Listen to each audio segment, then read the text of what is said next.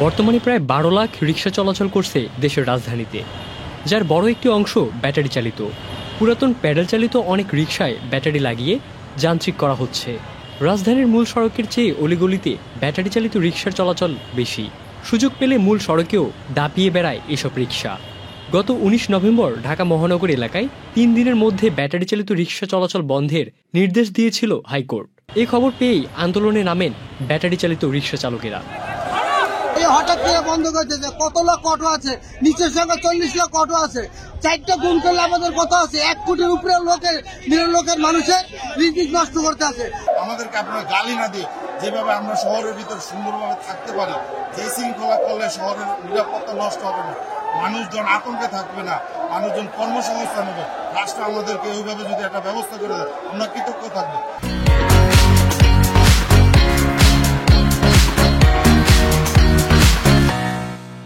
ঢাকা মহানগর এলাকায় ৩ দিনের মধ্যে ব্যাটারি চালিত রিকশা চলাচল বন্ধে হাইকোর্টের আদেশের উপর ১ মাসের জন্য স্থিতাবস্থা দিয়েছেন চেম্বার জজ আদালত।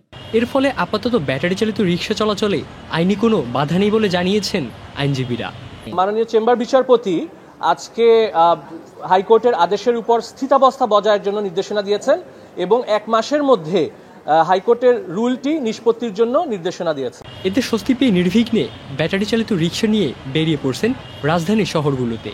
এ বিষয়ে জানতে চাইলে কয়েকজন ব্যাটারি চালিত রিকশা চালক বলেন, ভালো লাগতেছে, কারণ আমাদের গাড়িটা চলবার দিচ্ছে, আমাদের ফ্যামিলি নিয়ে চলতে হয়। তো সরকার যেটা করছে অসংখ্য ধন্যবাদ সরকারকে।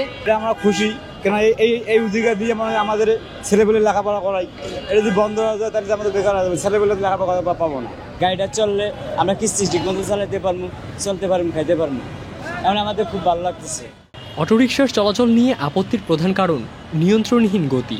এই কথাটি অস্বীকার না করলেও এর বিপরীতে অধিকাংশ রিকশা চালকদের ভাষ্য, কেউ কেউ স্পিডে রিকশা চালায়, তবে সবাই নয়। কিছু কিছু গাড়ির মোটর আছে যেটার স্পিড বেশি, যেমন 5 ব্যাটারির স্পিড, গাড়ির স্পিড বেশি। আমাদেরটা সর্বোচ্চ আপনার 47 ধরনের টান উঠে, মানে স্পিড উঠে, মানে স্পিডটা কমাইতে গাড়ির।